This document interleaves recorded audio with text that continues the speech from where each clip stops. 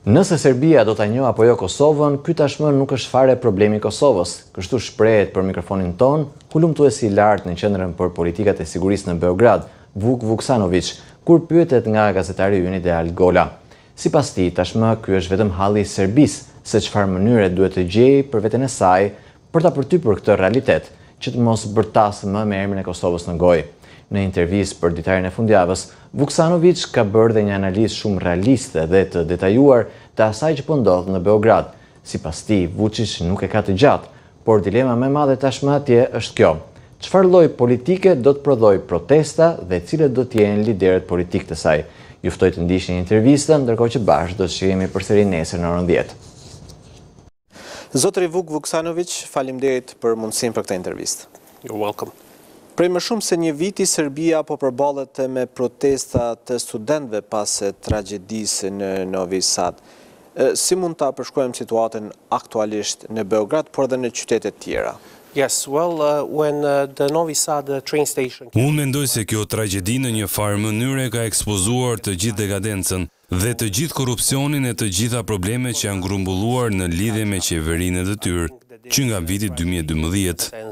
Exposed all the decadence and all the corruption and all the problems that have been building up. Pra, kjo tragjedi ishte në një farë mënyre një simptom e një sëmundje shumë më të madhe, por edhe një shkas për qytetarët që të fillojnë të shprehin pakënaqësitë e tyre në një shkallë shumë më të madhe.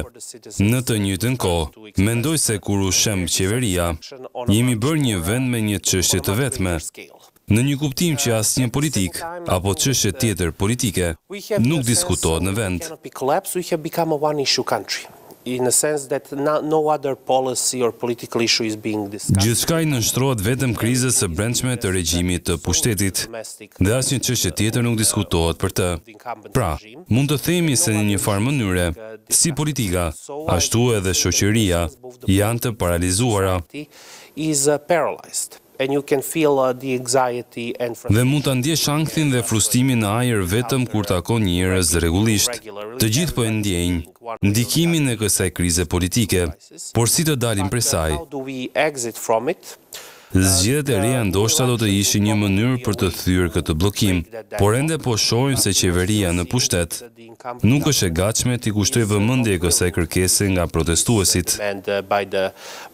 Dhe kjo flet për faktin se ekziston një shkallë e caktuar paniku në qarqet qeverisëse, se për herë të parë në 13 vjet, fitoria e tyre zgjedhore nuk është domosdoshmërisht e garantuar. A jeni të shqetësuar për mënyrën se si kanë reaguar policia, por dhe institucionet shtetërore ndaj studentëve që protestojnë?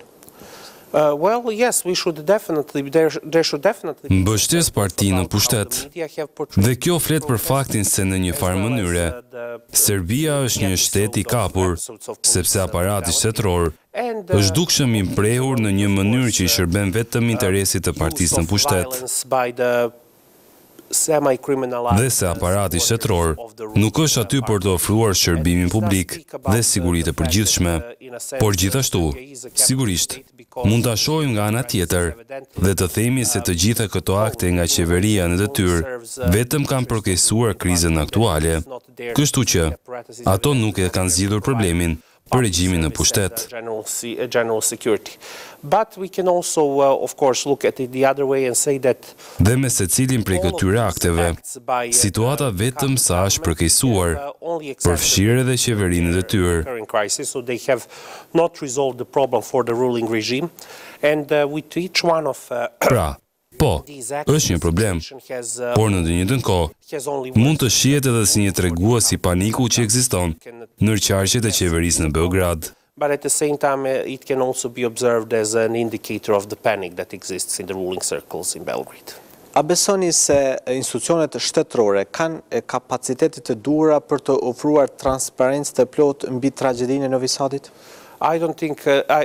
Nuk mendoj se nëse do të kishte një vullnet politik, do ta kishte bërë këtë deri tani, por mendoj se kjo ju tregon për nivelin e korrupsionit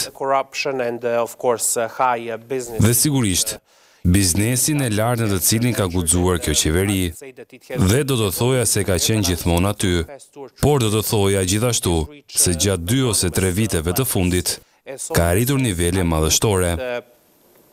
Dhe kështu, në një farë mënyre, mendoj se një nga arsyet pse ky dokumentacion në lidhje me Novi Sadin nuk mund të publikohet, është sepse flet për faktin se parat dhe këto transaksione shkojnë në maj, do të thoja, te elita në pushtet. Por në të njëjtën kohë, mendoj gjithashtu se kjo do të thyente të gjithë fasadën që ka kjo qeveri dhe që ka ndërtuar për veten. Po u është thënë vazhdimisht besnikëve të qeverisë, nëse jeni besnik ndaj nesh, do t'u jepen projekte biznesi, do t'u jepet kapitali i madh dhe asnjë llogaridhënie. Pra, nëse ai do ta bënte këtë, atëherë kjo do të ishte një rëmuj për peshkaqenët, nga pikpamja e sistemit dhe regjimit që është vendosur në vend që nga viti 2012. A besoni që kjo lëvizje studentore mund të çojë në një ndryshim të vërtet politik në Serbi? Pra, zgjedhjet që janë si kërkesë kryesore studentëve, mendoni se do të jenë të drejta dhe të lira? I don't think that they will be free and fair, but it is certainly... Nuk mendoj se do të jenë të lira dhe të ndershme, por sigurisht që çështja është se si të mobilizohen forcat dhe energjia e mjaftueshme politike, në mënyrë që edhe truket që mund të përdor qeveria në detyrë të jenë të kota, dhe në këtë pikë të veçantë, mendoj se këto protesta kanë sjellë patjetër diçka. Mendoj se ato kanë ndryshuar mentalitetin e popullsisë, se në një farë mënyre tani ata kanë thyrë këtë model të apatisë politike dhe sociale, i cili ka ekzistuar për disa vitesh. Por ende duhet të shohim, shumë nga kjo do të varet nga dy çështje. Kur do të kemi zgjedhje të parakohshme dhe kur, sigurisht, forca politike më serioze anti-Vučić në vend, e cila është ashtu quajtur lista studentore, do të publikojë listën e tyre. Por në një farë mënyre, mendoj se kjo lëvizje studentore, ndoshta jam pak ambicioz në këtë përshkrim, është ndoshta lëvizja protestuese më masive në historinë e Ballkanit. Nuk jam i qetë, nuk jam shumë i sigurt. Nëse për shembull, ish Jugosllavia pati gjatë epokës së Vietnamit, momentin e saj të vitit 1968, patë momente të caktuara në histori, ku partitë komuniste lokale ishin shumë të njohura. Patëm gjithashtu një lëvizje të fuqishme studentore, anti-Milošević. Por nuk jam shumë i sigurt nëse kemi pasur lëvizjen që erdhi nga vetë shoqëria dhe që ishin në gjendje të zgjonte dhe të shkunte nivelet më të larta të pushtetit politik. Nuk mendoj se kemi pasur atë lloj precedenti, por do të shohim nëse do të jenë në gjendje. Në një farë mënyre, kjo është një pyetje $1 milion dhe që të gjithë po e presim. Kush do të jenë njerëzit për këtë listë dhe sa i fortë do të jetë artikulimi politik. Në një nivel shoqëror dhe njerëzor, absolutisht po shohim diçka, por po shohim se çfarë krijese politike do të pasjell kjo. Cili është skenari më realist për muajt e ardhshëm? Deeskalimi, zgjedhjet e parakohshme apo qetësimi i situatës? I mean, we are going to continue seeing this type of... Dua të them, do të vazhdojmë të shohim këtë lloj paralize, këtë lloj mos funksionimi, ku as institucionet, as shërbime publike dhe as infrastruktura nuk po funksionojnë. Në varësi të faktit nëse do të ketë disa incidente të reja që potencialisht mund të nxisin popullsinë dhe lëvizje studentore, të shkojnë përsëri në bllokada masive ose greva masive dhe këtë lloj iniciativash të tjera. Kjo gjithashtu ka potencialin të gjenerojë reagime të reja nga qeveria dhe nga forcat e saj të sigurisë.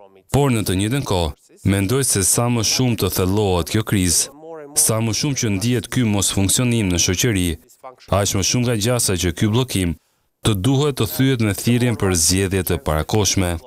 Por siç thash, problemi më i madh është se qeveria po përpiqet të gjejë një moment për këto zgjedhje që është më pak i dhimbshëm për të. Pavarësisht kësaj, më në fund mund të arrijmë në një moment ku zgjedhjet do të zhvillohen dhe nuk do të jetë për diskutim çështja nëse do të kemi zgjedhje apo jo, por do të diskutohet vetëm koha se kur. Pra, qeveria mund të thërrasë zgjedhje 3 muaj më parë ose 3 muaj më vonë, por në një moment, nëse situata aktuale e mos funksionimit të plot në shoqëri vazhdon, ka shumë të ngjarë që në fund të kemi atë situatë. It's highly likely that we will have that situation in the end. Si e keni parë deri më tani reagimin e Bashkimit Evropian ndaj këtyre zhvillimeve në Serbi? Now, during the last visit by President of European Commission, Tani gjatë vizitës së fundit të presidentes së Komisionit Evropian, Ursula von der Leyen, do të thoja se mesazhet ishin më të forta, mesazhe diplomatike, por ende më të forta krahasuar me komunikimet e saj të mëparshme me presidentin Vučić. Von der Leyen tregoi se Bashkimi Evropian po bëhet më i vetëdijshëm për problemet në Beograd, por ende jo mjaftueshëm që Bashkimi Evropian të përpiqet të ndërhyjë në një mënyrë serioze dhe të përpiqet të zgjidhë krizën, për shembull, duke përdorur ndikimin e tij ekonomik. Pra do të thoja se qasja aktuale e Bashkimit Evropian është se po bëhemi më të vetëdijshëm për atë që po ndodh në Beograd, se sa në Serbi. Pra varet nga ju, që ju të gjeni një zgjidhje për problemet tuaja. Do ta thoja se qytetarët serb po luftojnë betejat e tyre në këtë moment. A mendoni se aktorët të jashtëm, ndoshta Rusia apo grupet nacionaliste, po tentojnë të influencojnë protestën dhe ta shfrytëzojnë atë për agjendat e tyre? Well, I mean, there is of course always. E po dua të them, sigurisht, gjithmonë ekziston mundësia që lëvizjet nacionaliste në Ballkan të jenë gjithmonë një faktor kur bëhet fjalë për trazira politike të këtij lloji. Mendoj se po shohim në një farë mënyrë një situatë shumë të çuditshme në të cilën, ndërsa Vučić po përdor Rusinë dhe Kinën në terma propagandistik për të diskredituar protestuesit si agent perëndimor, kur kamerat nuk janë të figura, ai ende po u lutet qeverive perëndimore për misinë e tyre. Pra, sa më e thellë të jetë kriza politike e brendshme në Serbi, aq më kaotike dhe paqëndrueshme do të jetë politika e jashtme e Serbisë. The domestic political crisis in Serbia is the more chaotic and incoherent. Kur bëhet fjalë për Rusinë, mendoj se po shohim se ndërsa Rusia ishte gatshme të mbështetëse narrativën propagandistike të qeverisë serbe në lidhje me revolucionin me ngjyra, por në një kohë, mendoj se po shohim edhe disa shkallë mosbesimi midis Beogradit dhe Moskës, në një kuptim që Moska nuk është e lumtur që Vučić mund të jetë duke menduar për shtetëzimin e Nicës pas sanksioneve amerikane kundër industrisë serbe të naftës dhe gazit. Ata nuk u kënaqën kur Vučić tha se Serbia mund të rifillojë furnizimet me municione në Ukrainë për të kënaqur Perëndimin. Pra mund të shohim që edhe Vučić në këtë kaos politik krijon njerëz që nuk e pëlqejnë atë, jo vetëm në kryeqytetet perëndimore, por edhe në Moskë. Në këtë fazë, ajo që po bën Moska, sipas mendimit tim modest, është se nuk po e mbështet domosdoshmërisht Vučićin në një farë mase, por po përpiqet të ndërtojë një rrjet, në mënyrë që të përpiqet të ketë ndikimin e saj që të mbijetojë edhe pas ndryshimeve të mundshme të regjimit në Beograd. So that they can try to have their. Por do të shohim se si do të zhvillohen gjërat, sepse mendoj se jemi në një fazë në të cilën asnjë sasi mbështetëse gjeopolitike nga jashtë, qoftë edhe nga fuqitë perëndimore apo jo perëndimore, nuk mund të formosojë rezultate në vend. Mendoj se rezultatet në vend do të formosohen në fund të fundit nga numri i njerëzve në rrugë. The outcomes in the country, I think that the outcomes in the country will be shaped ultimately by the number of people in the streets, essentially. Si e sheh kjo gjenerat, këta student që protestojnë çështjen e Kosovës? Unë personalisht sigurisht nuk i kam dëgjuar, por kam lexuar që është përdorur një gjuhë ofenduese ndaj shqiptarëve. Well, it is very complicated. Mosmarrveshja për Kosovën ndoshta do të mbetet me ne. Ndoshta do të mbetet me ne, edhe pasi Vučić jetë larguar. Por megjithatë, unë ende mendoj se brezat e rinj janë ende shumë. You will also have expressions of banal nationalism. Pavarësisht faktit se mund të gjeni manifestime dhe episode të nacionalizmit, edhe me brezat e rinj, unë do të isha më i gatshëm të vija bas që ata nuk përpiqen të thyejnë bllokimin në çdo bisedë midis serbëve dhe shqiptarëve, se sa jam nën Vučić dhe Kurtin, për të qenë i sinqert. That the new generations are still. Mendoj se edhe Bashkimi Evropian, me situatën aktuale në Prishtinë, por edhe më rëndësishme në Beograd, në këtë moment ka hequr dorë nga dialogu i Kosovës midis Beogradit dhe Prishtinës. Them trying to break the deadlocks in any talks between Serbs and Albanians. Do të shohim se cilat do të jenë brezat e rinj, si do ta trajtojnë këtë çështje. Por mendoj se mënyrat e vjetra, padyshim që kanë goditur pengesat. Mendoj, strategjinë dhe taktikat e vjetra. Do të shohim nëse të rinj do kenë disa zgjidhje më kreative. Si e shihni situatën mes Kosovës dhe Serbisë aktualisht, si në aspektin e sigurisë, por edhe në atë politik kur kemi një dialog pa shumë rezultate? As I mentioned, the European Union, I think in this... Siç përmenda, Bashkimi Evropian mendoj se në këtë moment nuk do ta them publikisht, por mendoj se sa i përket përpjekjeve politike, ata kanë hequr dorë nga ky dialog midis Beogradit dhe Prishtinës. Mendoj se kemi një krizë serioze politike, edhe pse ajo në Beograd është shumë më serioze se ajo në Prishtinë. Por kemi një krizë politike në të dy kryeqytetet, ku nga njëra anë, institucionet e Kosovës janë në harres, ku as parlamenti dhe qeveria nuk mund të konstituohen.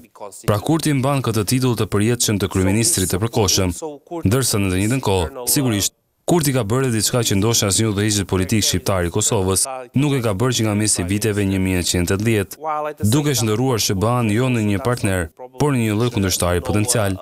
Ndërsa nga ana tjetër, Vučić është aq i konsumuar, duke luftuar që ai të mbjetojë, saqë as ai nuk është i aftë të bëjë asgjë.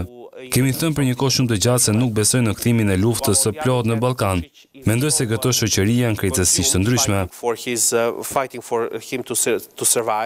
That he's also not capable of doing anything. Ata nuk kanë kapacitet për këtë, dhe këto shoqëri janë të lodhura, por unë ende nuk po e nënvlerësoj rrezikun e dhunës më të lokalizuar, dhe mendoj se nuk mund të flasim për krizën që ka të bëjë me të gjithë Kosovën, por mendoj se patjetër që mundemi, nëse nuk ka përpjekje serioze për të çaktivizuar atë, të gjejë modele të reja.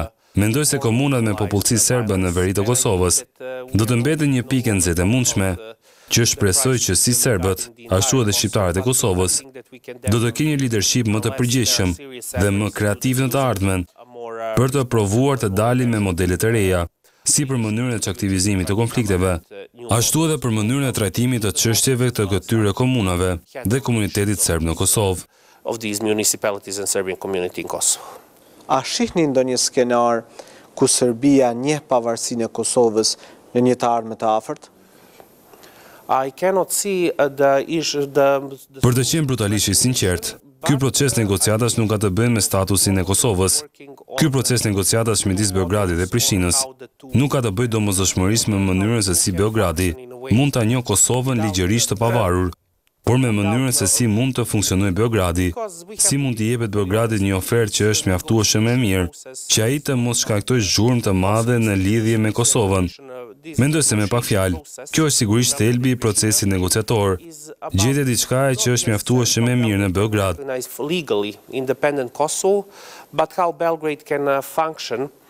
Në momentin kur BE-ja e filloi këtë proces, duke se mund të ishte potencialisht antarësimi në BE, por pasi BE-ja tha në mënyrë të pamend, sipas mendimit tim, se nuk do të ketë shtete të reja anëtare të BE-s, mendoj se Bashkimi Evropian ka shkatëruar ndikimin e vet në këtë proces politik. The European Union has destroyed its own leverage in this political process. Jemi 26 vite pas luftës në Kosovë. A jeni optimist se mund të ketë një paqe të qëndrueshme dhe të përhershme në Ballkanin Perëndimor? Peace we do have if we do Është logjike, por unë mendoj se ende kemi një brez udhëheqësit politik që besojnë se përdorimi i këtij kapitali emocional dhe këtyre frustimeve për të fituar pushtet e për të rritur profilin e tyre politik është diçka që e mban hapur këtë plag. Dhe sigurisht që ende kemi çështje të tjera, probleme që janë më afër shtëpisë, të cilat janë stagnacion socio-ekonomik, mungesa mundësive për të rinjt, mungesa ekonomive meritokratike dhe shoqërisë meritokratike, institucionet politike jo efektive dhe jo reaguese. Pra në një farë mënyrë do të thoja se Ballkani është paqësor dhe ndoshta më pak shqetësues nëse krahasojmë me rajone si Lindja e Mesme. Por problemi është se nuk është i qëndrueshëm në aspektin e të paturit një politike funksionale.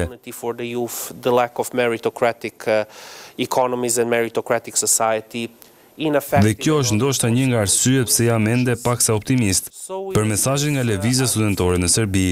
Është se për herë të parë mendoj se kemi qasje ku një kom ballkanik duhet të zgjidhë problemet e veta, pa u mbështetur në mbështetës të jashtëm. Ndoshta ky është një parim i shekullit XIX, por mendoj se mund të jetë i rëndësishëm për të gjithë ne që jetojmë këtu, Ballkani për ballkanasit. But this is, of course, and this is perhaps one of the reasons why I'm still slightly optimistic about the messages from the student movements in Serbia. Në një farë mënyre, ky është obori juaj, kjo është shtëpia juaj, ju jetoni pra njëri tjetrit, Ju jeni ata që duhet të investoni përpjekjet tuaja më të mira në trajtimin dhe rregullimin e marrëdhënieve tuaja. The Balkan to the Balkaners. In a sense, this is your backyard, this is your home, you live next to each other, you are the ones who will have to invest your best efforts in handling and regulating your own set of relations. Zotri Vuksanović, faleminderit për intervistën, ishte kënaqësi. Thank you.